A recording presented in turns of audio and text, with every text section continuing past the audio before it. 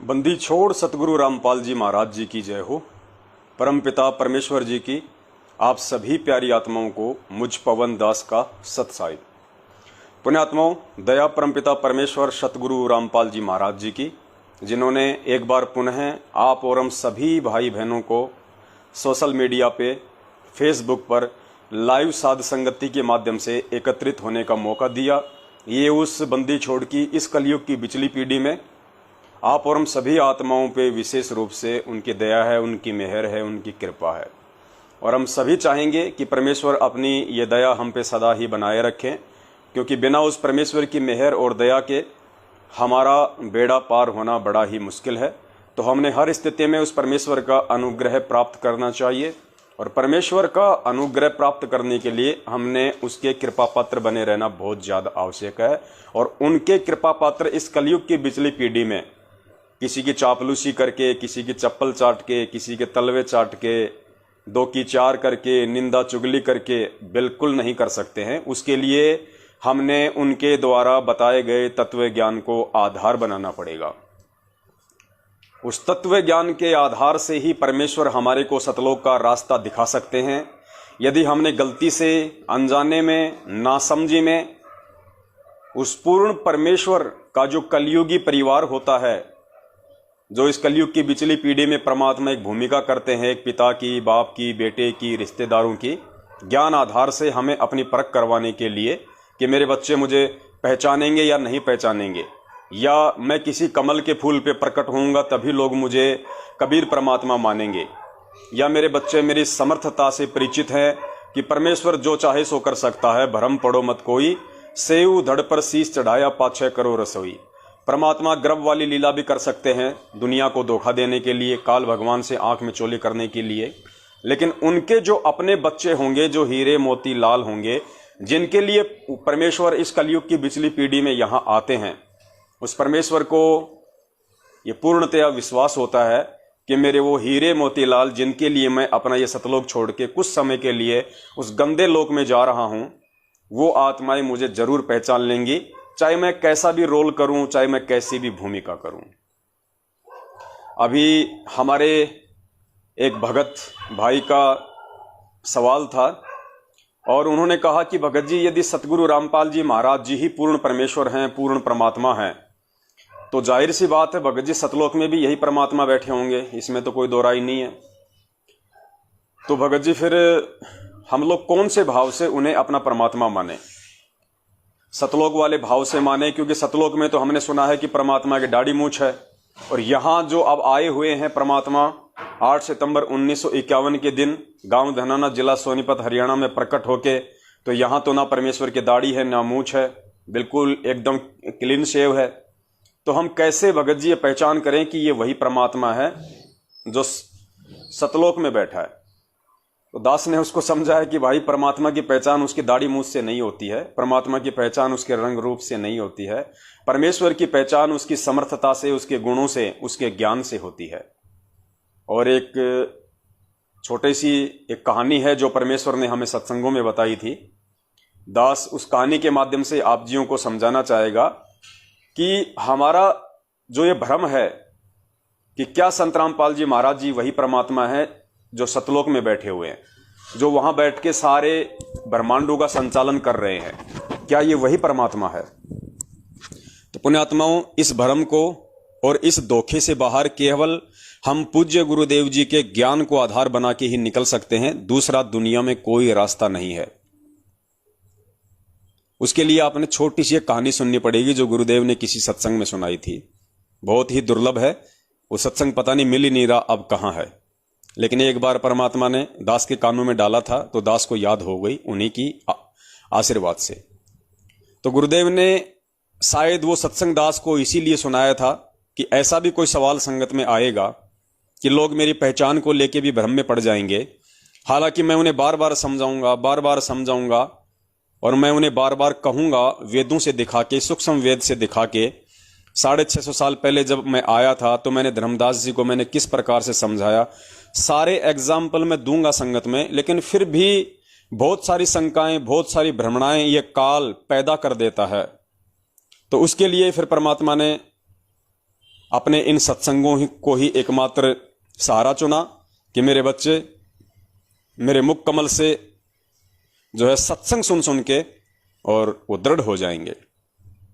तो गुरुदेव तो हमें कई बार बता ही चुके हैं कि वो परमात्मा यदि अपने वास्तविक एज इट इज रूप में, जैसे वो सतलोक में बैठे हैं, अगर उसी नूरी रूप में, अगर वो परमात्मा उसी तेज पुंज वाले रूप में जिसके एक बाल की शोभा 1 करोड़ सूरज और 1 करोड़ चंद्रमाओं के मिले जुले प्रकाश से भी कहीं ज्यादा है।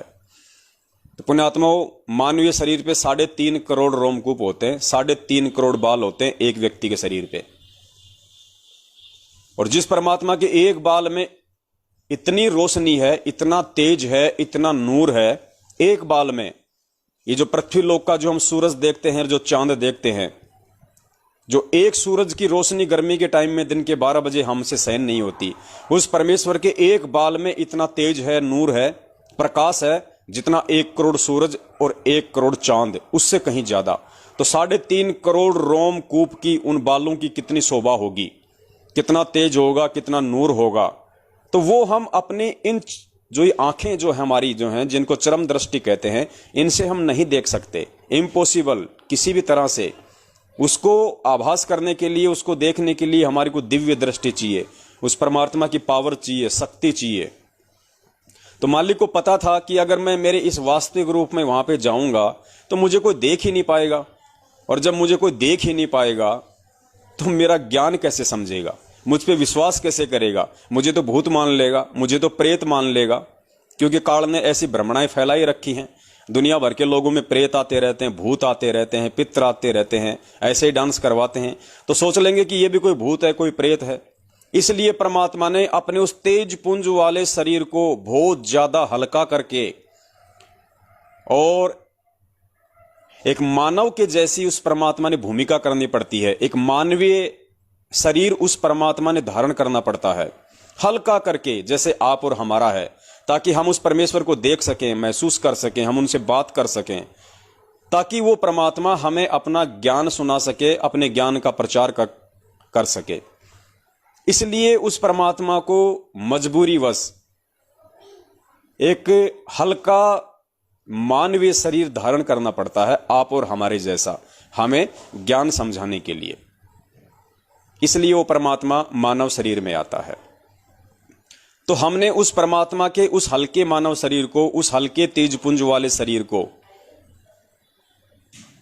उनके ज्ञान आधार से ही समझना पड़ेगा।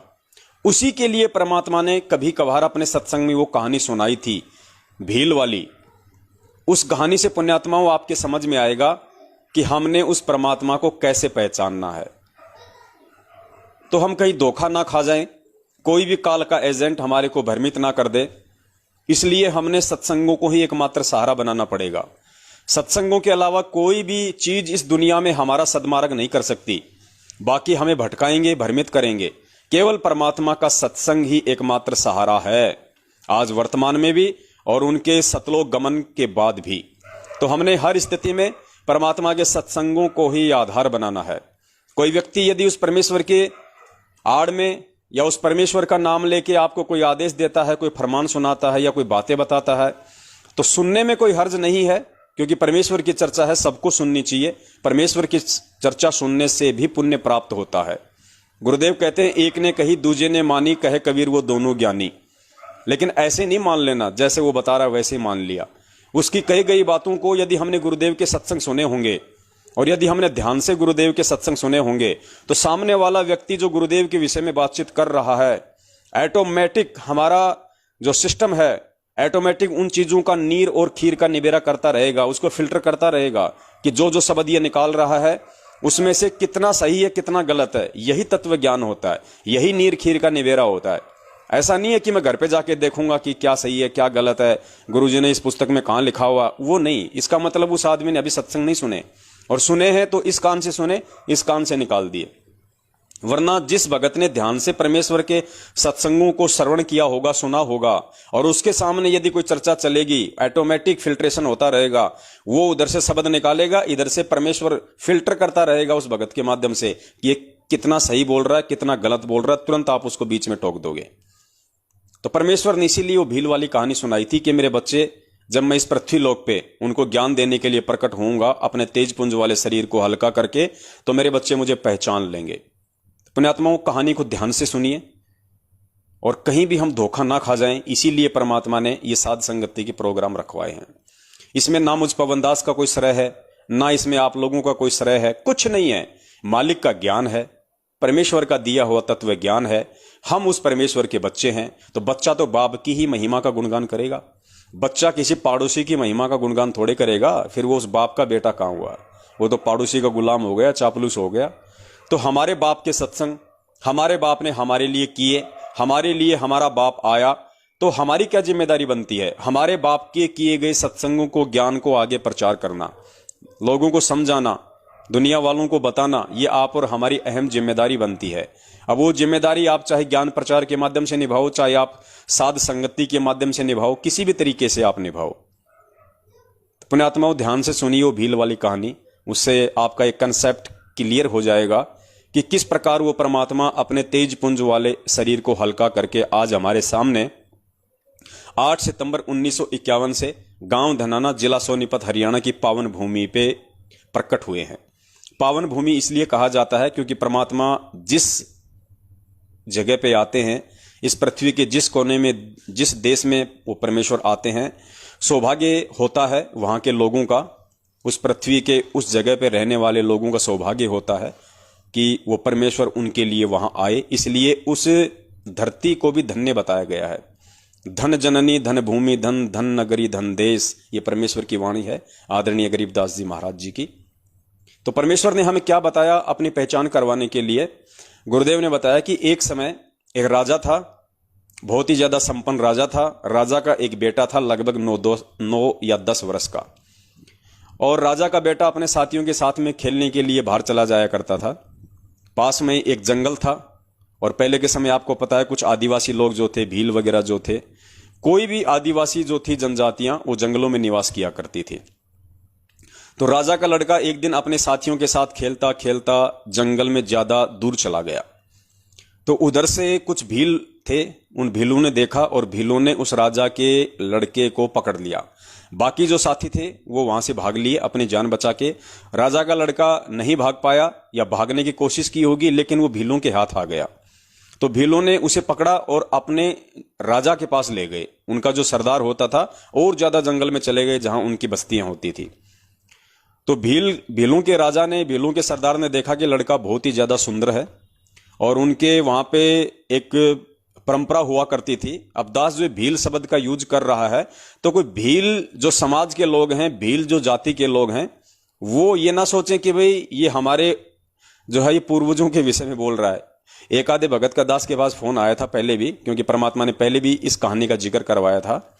तो उसने कहा कि भगत जी, आपने ये कहा कि भील लोग थे ऐसे, वो बलि दिया करते थे, हमारे पूर्वज ने तो ऐसा नहीं किया कभी। अरे भैया, भील से समझो आदिवासी लोग, क्योंकि भील जनजाति के लोग पहले जंगलों में रहा करते थे, उनको आदिवासी कहा जाता था। ठीक है, तो आप लोग अपने ऊपर ना लेना कि ये हम हमारे लिए कह रहे हैं। वर्तमान में जो भील जाति है उनके लिए मैं नहीं कह रहा, पहले तो हम लोग भी ऐसे थे। हम कौन से जो है मतलब मास्टरमाइंड थे, हमारे पूर्वज भी तो ऐसे थे, आदिवासी टाइप ही थे। ये तो धीरे धीरे परमेश्वर ने दया की, इस कलयुग में टेक्नोलॉजी दी, शिक्षा दी, तो लोगों को थोड़ा बहुत कोई स्तर सुधरा है, वरना सभी आदिवासी थे।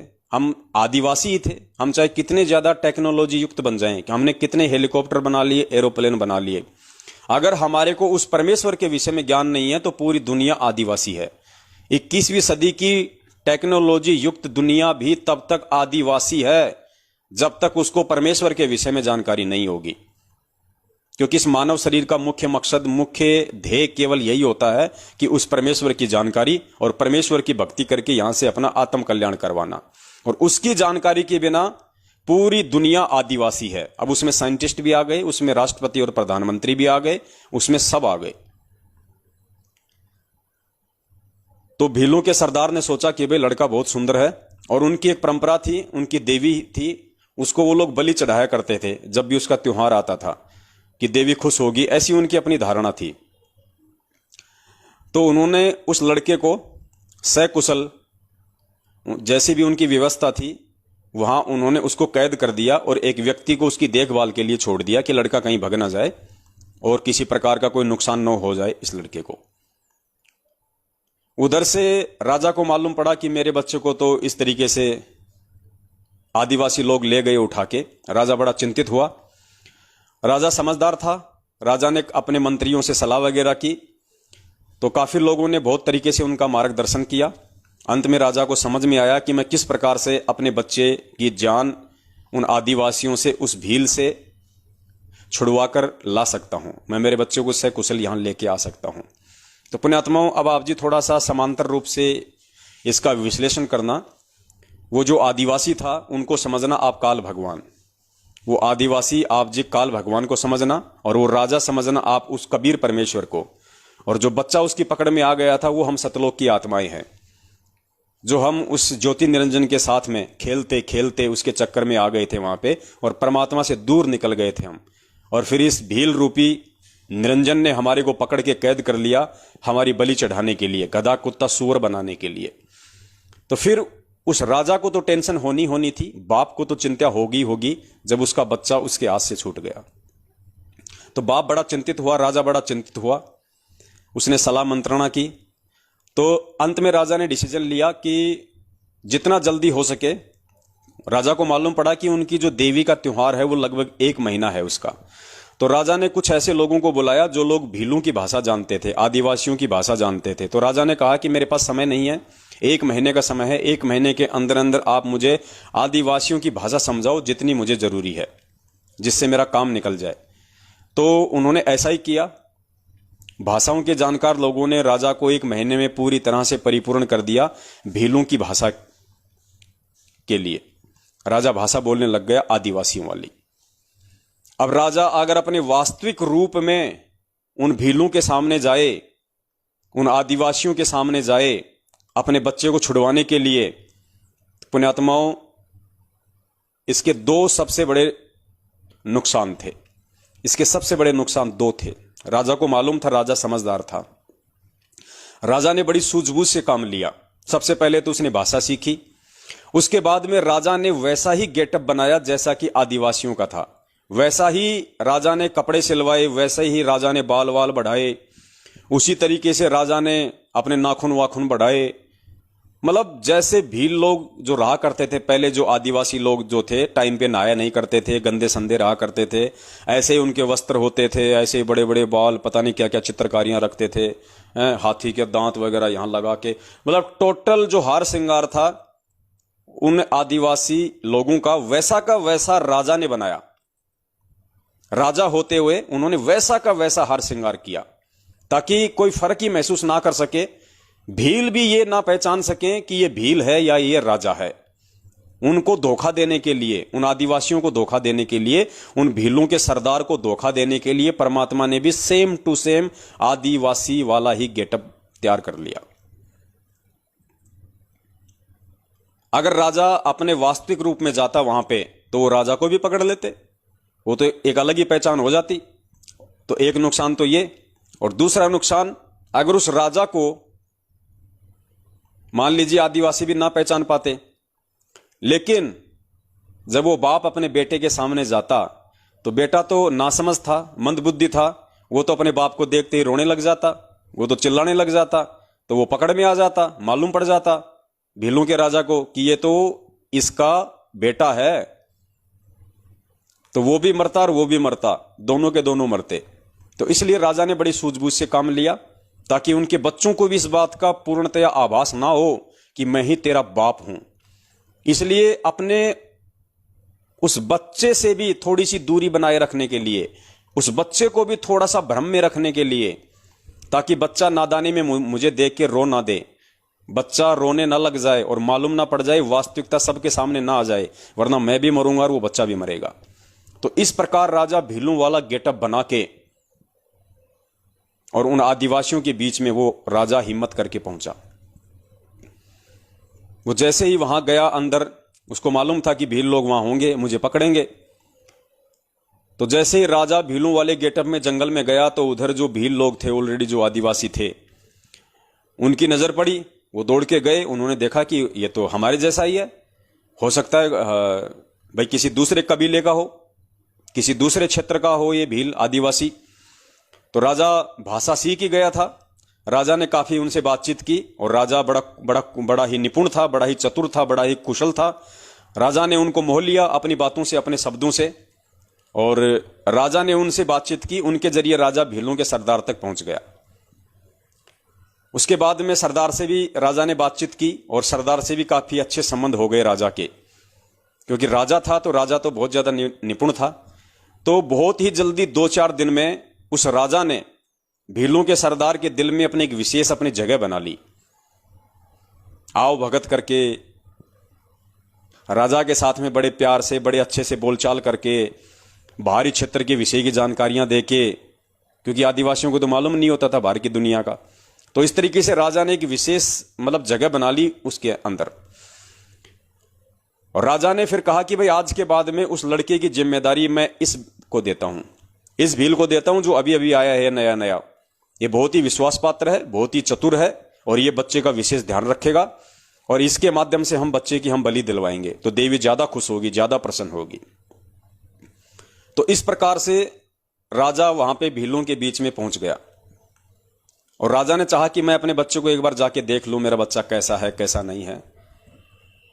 तो राजा को चाबी मिल गई थी और राजा अपने बच्चे के पास में गया। अपने आत्मा और राजा ने भी बड़ी सूझबूझ से काम लिया। राजा ने भी कोई जल्दबाजी नहीं दिखाई, राजा ने भी कोई तत्परता नहीं दिखाई ये कहने की अपने बच्चे के सामने, या उसको ये समझाने की कि मैं तेरा बाप हूं, मैं तेरा पिता हूं। वरना राजा को मालूम था कि बच्चा भावुक हो जाएगा, बच्चा नादान है। अगर इसको मालूम पड़ गया कि ये भील के भेष में मेरा बाप है, मेरा पिताजी है, जो मैंने गलती की थी उस गलती से मुझे छुड़वाने के लिए यहां पे आया है, अपनी जान जोखिम में डाल के इन भीलों के बीच में, इन राक्षसों के बीच में, तो बच्चा रोने लग जाता, बच्चा भावुक हो जाता और हकीकत वहां पे सबके सामने आ जाती। राजा भी मरता, भील भी मरता। इस प्रकार राजा ने अपनी स्थिति को सही सही रूप से बच्चे के सामने नहीं रखा, अपनी आइडेंटिटी राजा ने अपने बच्चे के सामने नहीं रखी, ये उसकी मजबूरी थी। लेकिन उस बच्चे को समझाने के लिए, क्योंकि जैसा राजा कहेगा वैसा ही तो बच्चा करेगा, तभी तो वहां से वो दोनों निकल पाते। अगर राजा के कहे अनुसार अगर वो बच्चा अपनी क्रिया नहीं करेगा तो वो वहां से नहीं निकल सकता था।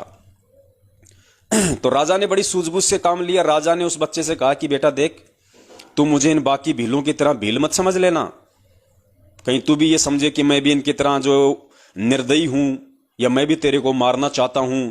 बेटा ऐसा नहीं है, बेटा मैं हूं तो भील, हूं तो मैं आदिवासी, लेकिन बेटा मैं तेरे पिताजी को जानता हूं और मुझे तेरे पिताजी ने ही यहां पे भेजा है, बहुत ही सूझबूझ से तेरे को यहां से बाहर निकालने के लिए। और देख, किसी से कुछ नहीं कहना,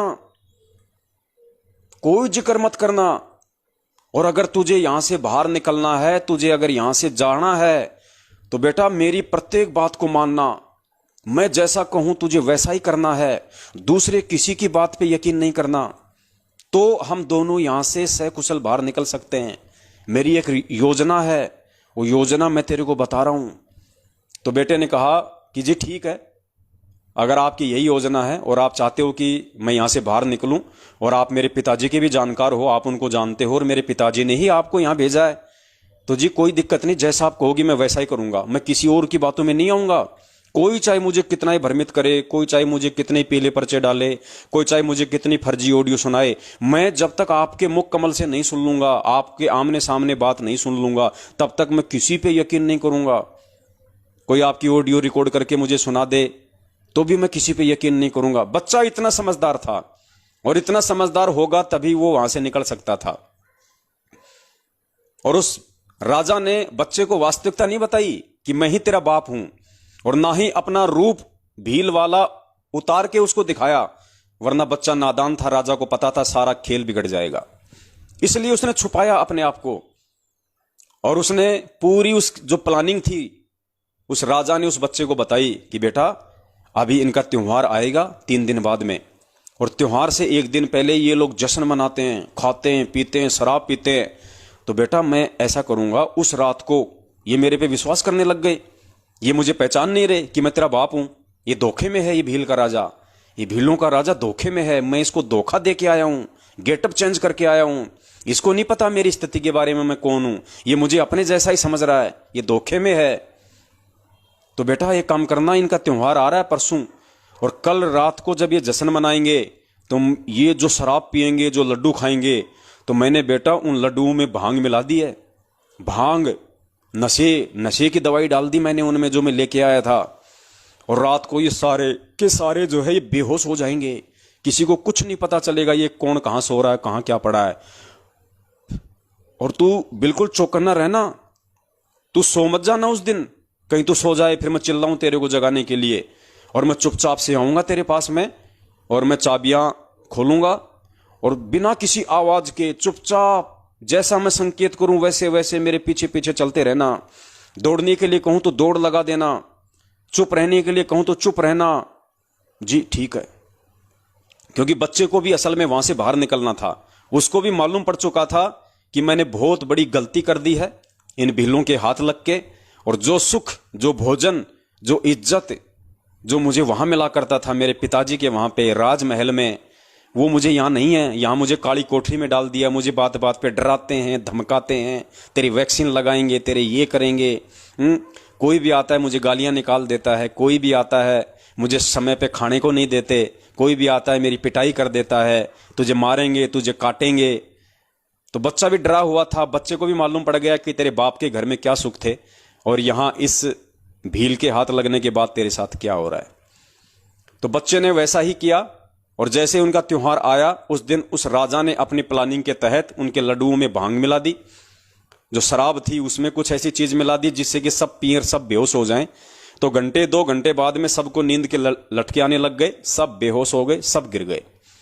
राजा तुरंत गया, राजा ने चाबी खोली, बच्चे को बाहर निकाला, तुरंत बच्चे का हाथ पकड़ के और उसको वहां से ले गया, और कहा कि बेटा रुकना नहीं, 2-3 घंटे, जब तक हमारा जंगल का सफर पूरा नहीं हो जाता तब तक बेटा रुकना नहीं है, चुपचाप रहना, किसी को कुछ मत बताना। यानी जब तक बाप हमारे को त्रिकुटी तक नहीं ले गया, जब तक बाप हमारे को भंवर गुफा तक नहीं ले गया, जब तक बाप ने 12वां द्वार पार नहीं कर दिया, तब तक भी उस भील ने जब तक जंगल पार नहीं कर दिया पूरा, और जब तक वो राजा अपनी सीमा में नहीं घुस गया, तब तक उस राजा ने उस बच्चे को कुछ भी नहीं बताया कि मैं कौन हूं। कुछ नहीं बताया उसने। वो बच्चा यही भ्रम में था कि ये मेरे पिता का जानकार है और मेरे पिताजी ने इसको भेजा है, ये भील है। और जैसे ही राजा अपनी सीमा में राजा ने प्रवेश किया, राजा की पूर्व निर्धारित योजना थी, वहां पे राजा के सैनिक, राजा के जो सेनापति थे वो खड़े थे लेके हथियार।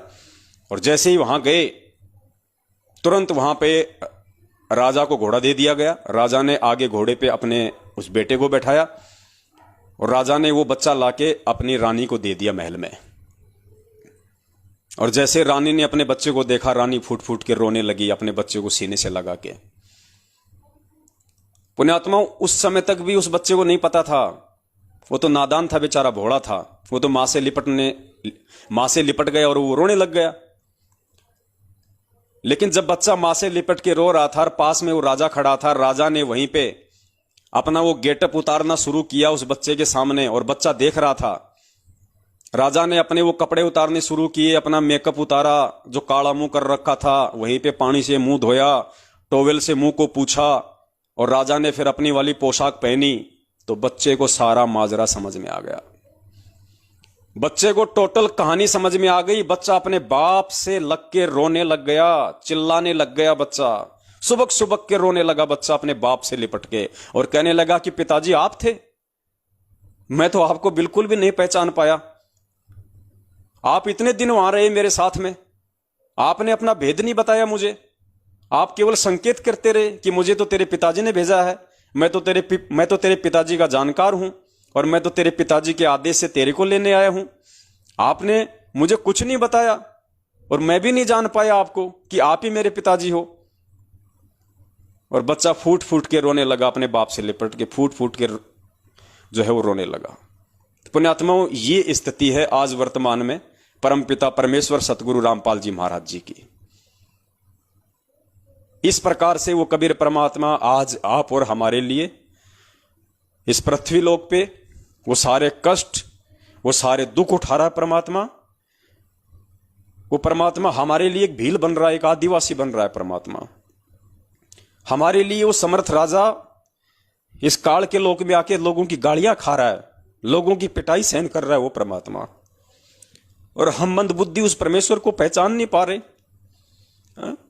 हम कह रहे हैं कि ये तो आदिवासी है, ये तो भील है, लेकिन वो भील नहीं था, वो परमात्मा था। वो जानबूझ के अपनी पहचान नहीं करवा रहा था। तो ये गुरुदेव आज हमें जानबूझ के अपनी पहचान नहीं करवा रहे, लेकिन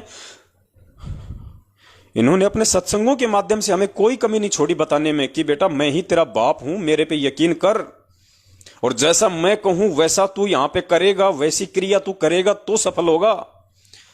अगर मेरे कहे अनुसार नहीं चला, जरा से भी तूने कोई त्रुटि कर दी मेरे वचन में, मेरे सत्संग में, मेरे परिवार वालों के कहने से, मेरे भाई बंधुओं के कहने से, इन कॉल एजेंट कोऑर्डिनेटरों के कहने से, तो बेटा मेरी सारी की सारी जो प्लानिंग है वो फेल हो जाएगी। और मैं जिस मकसद के लिए आया हूं तुझे इस भील की कैद से निकलवाने के लिए, मेरा मकसद अधूरा रह जाएगा। तू तो मरेगा सो मरेगा, मेरा भी मिशन फेल हो जाएगा। तो इसलिए पुण्यात्माओं, ये वही कबीर परमात्मा है जो अपने तेज पुंज के शरीर में सतलोक में बैठा हुआ है, और हल्का तेज पुंज का शरीर बना के उस आदिवासी की तरह वो राजा आप और हमें यहां से निकालने के लिए, क्योंकि उस परमेश्वर को हमारी बुद्धि के लेवल का पता है कि हमारे अंदर कितनी बुद्धि है, हम कितने ज्ञानवान हैं। इसलिए परमेश्वर अपने आप को छुपाते हुए, अपने आप को एक गांव धनाना जिला सोनीपत हरियाणा का रामपाल जाट बताते हुए, अब ये जाट की औकात नहीं है, हिंदुस्तान की किसी जाट की औकात नहीं है जो शास्त्रों को खोल के बता दे।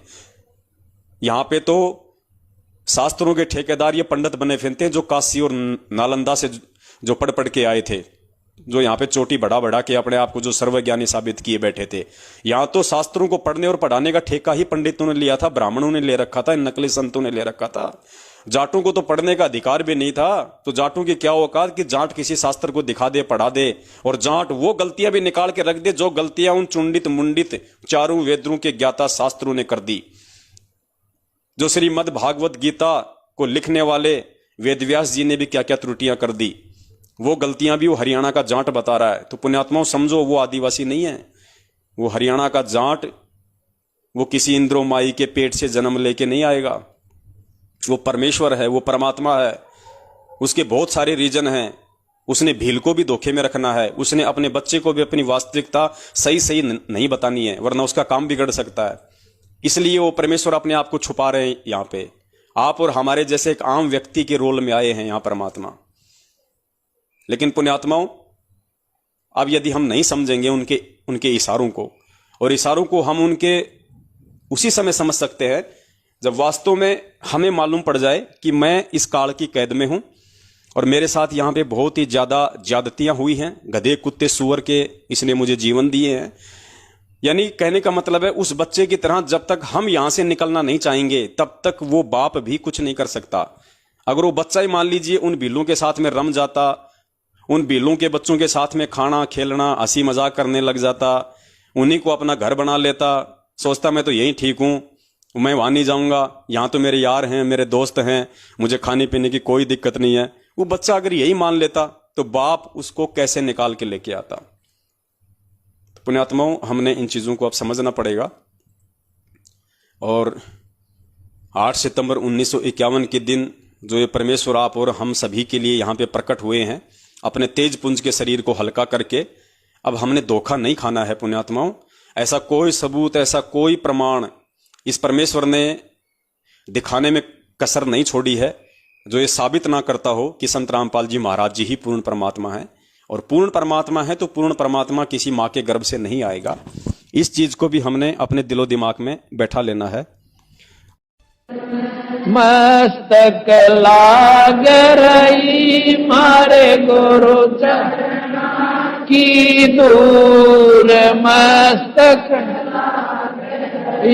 मारे गुरु चरणा की दूर, मस्तक जब ये धूल चढ़ी मस्तक पे, जब ये धूल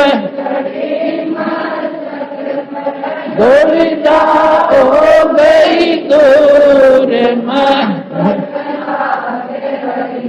हमारे गुरु चरणा की दूर ईड़ा